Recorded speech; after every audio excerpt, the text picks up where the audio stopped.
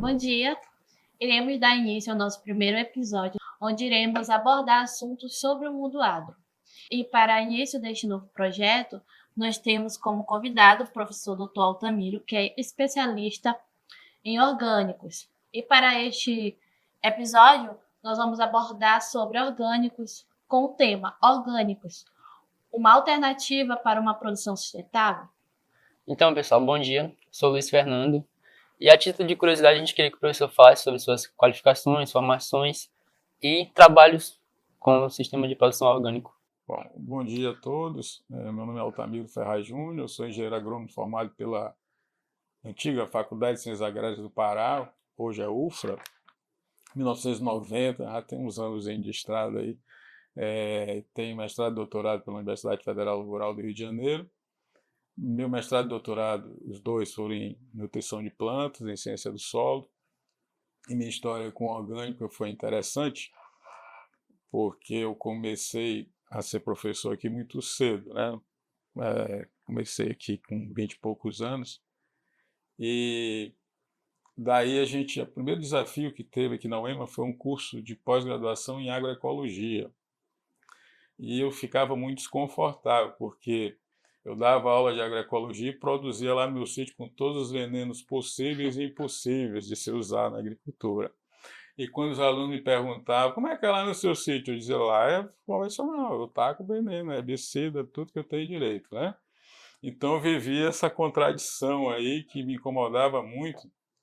E eu trouxe um inspetor lá de Minas, o Quaresma, foi um dos fundadores da Associação de Agricultura Orgânica, e levei lá no sítio. E ele disse, rapaz, isso aqui está muito fácil de tu mudar para orgânico. Rapaz, tu está ficando doido, Quaresma. Naquela época eu nem imaginava, né, que a gente conseguisse produzir orgânico nessa condição de muita umidade, de solos muito ruins. Mas aí ele falou, ó, eu tinha um curral lá, que a gente tinha uma criação. Ainda não tinha criação, o curral era do antigo morador lá do sítio. E aí ele disse, ó, você põe umas vaquinhas de leite aqui, joga esses venenos tudo fora, e você já tem umas aleias, né? Eu tinha umas leguminosas arbóreas, e você vai fazendo manejo devagar. Daí eu comecei, né? Primeiro plantio de milho que eu fiz, eu não colhi nada, né? A gente não tinha ainda, o manejo orgânico não estava ainda redondo.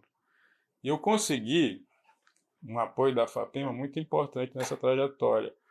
A FAPEMA lançou um edital, empresa, universidade, e eu pude concorrer, eu já tinha uma empresa registrada, tinha alimento registrado, e eu pude concorrer nesse edital, e a gente conseguiu um dinheiro razoável, R$ 200 mil, e aí deu para a gente, né, comprar os insumos, comprar a embalagem, e daí a gente começou a trajetória dentro da agricultura orgânica. Aí a gente também pegou o auxílio dos professores do programa de pós-graduação em agroecologia, nas respectivas áreas, pessoal da entomologia, professor Raimundinho, professor Guzmão da fruticultura, professor Emanuel, então a gente sempre trocava figurinha com eles, né? E eles foram também muito importantes nesse processo. E aí a gente conseguiu produzir orgânico certificado, a Alimento foi a primeira empresa maranhense certificada na produção de hortaliças, porque já existia o pessoal da cooperativa de Lago do Junco produzindo coco-babaçu, óleo de coco-babaçu certificado como orgânico. E existia também o pessoal lá daquela fazenda Boa Esperança com acerola, plantio de acerola certificado. Então essa é a minha história com orgânico. Mas a minha certificação ela durou 3 anos, né? Então a gente teve várias dificuldades aí com o mercado e a gente acabou deixando de ser certificado e fazendo somente a produção e venda direta para os consumidores que acreditavam no nosso trabalho, tá? E hoje a Alimento mudou de foco, ela está mais trabalhando na área de assistência técnica com agricultores do que produzindo orgânicos. Certo, professor. Mas então, o que seria o sistema de produção orgânica? É bom que fique bem claro, né? O sistema de produção orgânico não é um sistema que muda os insumos permitidos na agricultura convencional. Então, quem está pensando, ó, como o pessoal me falou uma vez, a gente plantou 1 hectare de mamão orgânico lá em São Domingos do Maranhão, e aí um cara plantou fumo do lado e o vírus passou do fumo para o mamão. O problema está bem aí. Não existe um hectare de orgânico de nada. O sistema de produção de orgânico, ele tem regras, ele tem legislação por trás. Então não adianta eu querer pegar 1 hectare e substituir os insumos. Não posso usar super simples, mas posso usar fosfato natural. Não posso usar ureia, mas posso usar esterco e dizer que aquilo ali é orgânico. Isso não vai certificar, não vai funcionar, né? Como não funcionou o mamão lá. Então o sistema orgânico ele precisa ser mais complexo, ele precisa ter uma boa diversidade. Então quando a gente produzia hortaliças no alimento, a gente tinha mais de 20 espécies de hortaliças sendo produzidas. Por quê? Porque você precisa adotar alguns princípios fundamentais. Rotação de cultura, por exemplo. Não tem como eu plantar milho, como a gente vê por aí, né? Produtor de milho convencional. Ele planta milho, o milho às vezes ainda está, ele cortou, ainda está o colmo lá, ele vem e planta semente de novo. Isso não funciona na agricultura orgânica. A agricultura orgânica, a monocultura sequencial não funciona. Você precisa ter consórcio, precisa ter rotação, né? Então, você precisa preservar a mata. Uma vez um médico me chamou, ele comprou 8 hectares próximo ao mangue, desmatou tudo, zerou tudo. E me chamou lá e queria produzir orgânico. Isso só não devia ter nem me chamado aqui, o que eu vou fazer? Né? Então, é um cuidado que você tem que ter. Eu preciso preservar as áreas de mata, eu preciso preservar nascentes. Por quê? Porque essa área de mata, essas nascentes, elas ajudam nos controles. Quando você parte para a agricultura orgânica, você não pode fazer os controles que você faz no manejo convencional. Se tem um mato, eu jogo um herbicida, se aparece um inseto, eu jogo um inseticida, um fungicida. Você não pode fazer isso. Então você tem que ter os auxílios naturais, as áreas de mata, as áreas de preservação permanente, as culturas consorciadas são importantes para que os inimigos naturais das pragas se multipliquem ali e possam nos ajudar no controle das pragas e doenças, certo? Então, já fazendo um link com essa colocação que o senhor fez, quais seriam as principais dificuldades no manejo de pragas e doenças, tendo em vista as suas experiências como produtor? Certo. O problema maior é o seguinte, é o manejo. Vou dar um exemplo para vocês aqui que vai ficar bem fácil de entender. Quando eu plantava milho convencional, o milho é um dos produtos da horticultura, o milho verde, que ele mantém um preço. Então, eu fazia um cálculo assim, se eu plantar 2.000 metros de suco, eu vou colher mais ou menos 4 milheiros por semana, a R$1 a espiga, R$4.000. Esse é o cálculo que eu fazia. Verde, né? Espiga verde, milho verde. Tá, então a gente ia seguindo plantando milho em cima de milho. Resultado, depois de algum tempo, mais dois plantios desses, aparece uma praga chamada cigarrinha, que inocula um espiroplasma, que dá um complexo de enfesamento, ou seja, a planta de milho não consegue produzir, não consegue crescer, o prejuízo pode chegar até 100% da produção. Então, é um problema de praga decorrente do manejo inadequado. Então, se você fizer um manejo adequado, com a diversidade, com os consórcios, com a área de mata, você vai diminuir a incidência de praga. Aí fica mais fácil o controle. Eu vou dar outro exemplo aqui que eu acho muito interessante.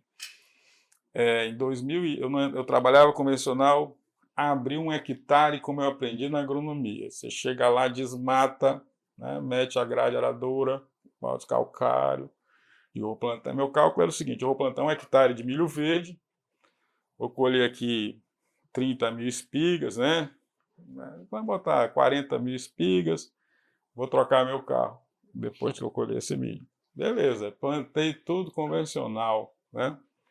E eu tive um ataque de lagarta do cartucho, que eu botava 2 trabalhadores, cada um com uma bomba de, na época a gente usava lá um metomil, que é um inseticida para lagarta, e eu não consegui controlar a praga.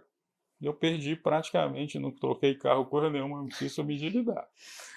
Então, quando eu mudei para o orgânico, acabou a lagarta do cartucho? Não acabou. Ela aparece. Só que ela aparece numa situação mais fácil de controlar. porque sua área está mais equilibrada, a quantidade de inimigos naturais está maior. Então, a gente faz o quê? O que é que eu posso usar? Eu posso usar um inseticida biológico, à base de bacilos thuringienses, você aplica lá e controla a lagarta. Então, você não tem mais aquele desespero de praga que você tem. É fácil a gente entender isso. Ó. Por que o nosso sistema alimentar é falido? Presta atenção. Por que a gente pegou essa Covid e matou quase todo mundo, aí, um monte de gente, né? Se eu tenho uma granja de suíno, certo?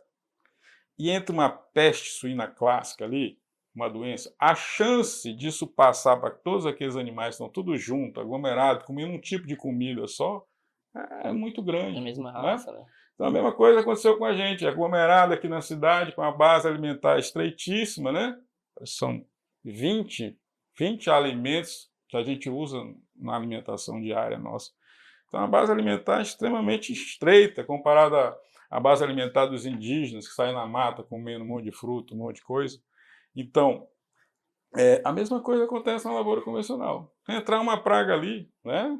O estrago é muito grande. E tem coisa que não consegue controlar. Não sei se vocês lembram, surgiu uma lagarta aí chamada Licoverpa, acho que uns 6 anos atrás, não lembro, que saiu dizimando tudo. Ah, vamos usar o transgênico. Beleza, te conversei com...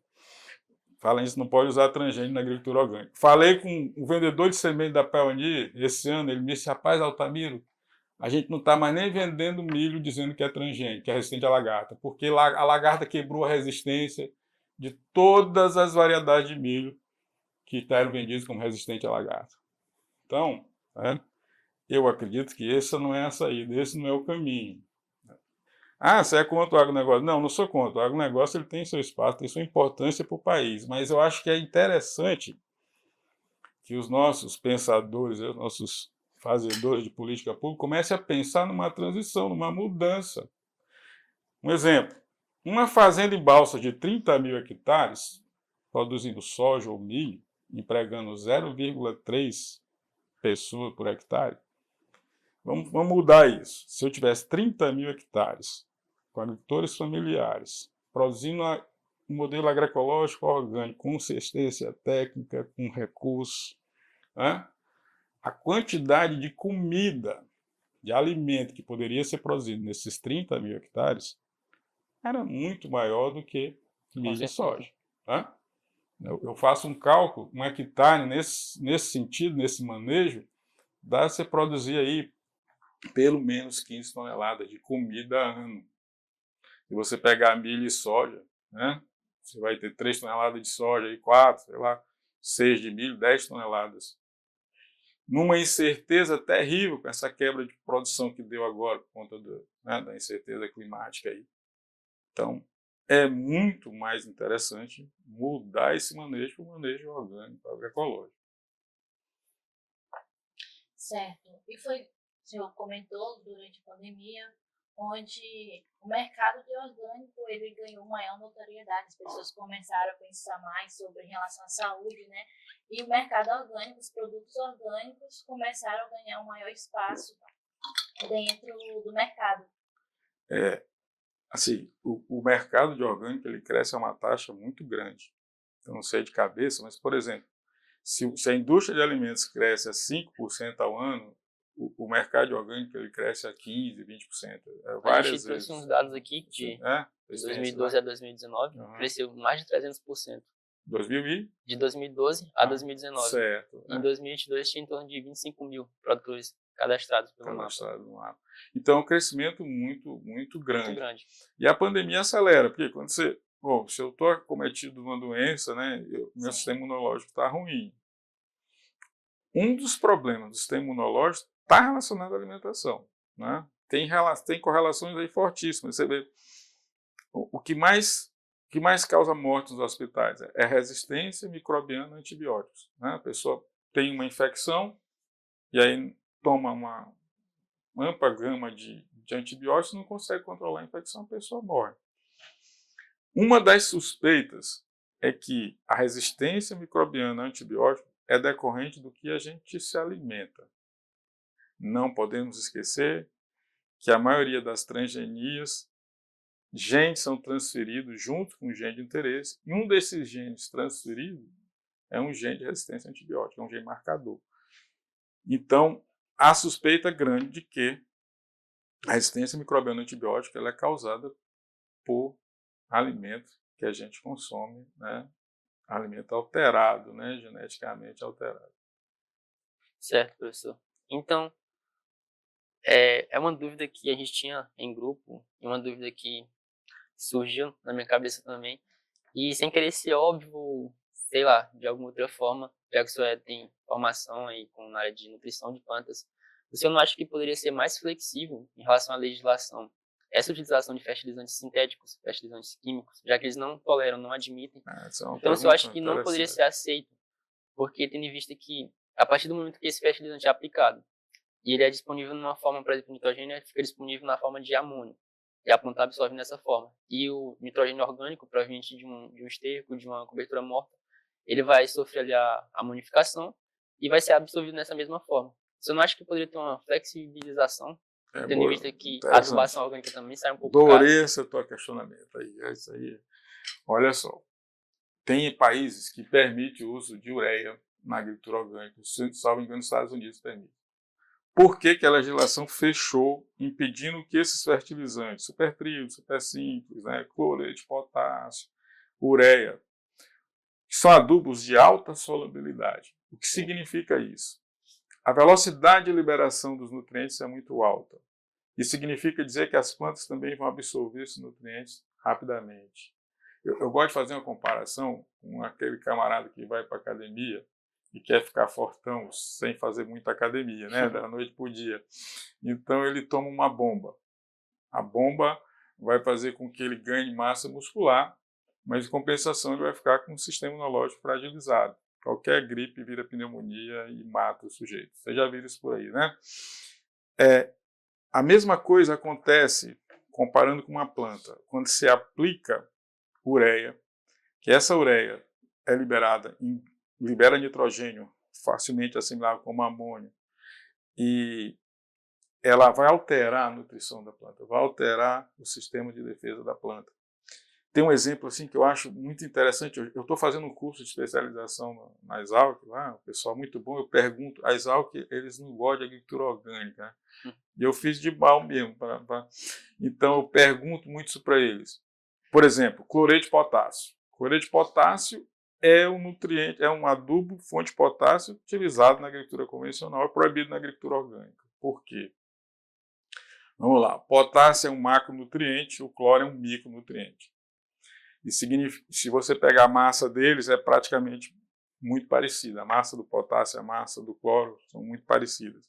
Então, quando você aplica isso na planta, a planta vai absorver um macronutriente, potássio, e um micronutriente em praticamente mesmas concentrações. Com certeza, um micronutriente que a planta exige em concentrações menores, em concentração alta, ela vai desequilibrar a planta, certo? Então, ela vai causar um dano fisiológico na planta, um bioquímico fisiológico, e que vai reduzir a produtividade, ou pelo menos vai afetar a forma como ela se defende de pragas e doenças, certo?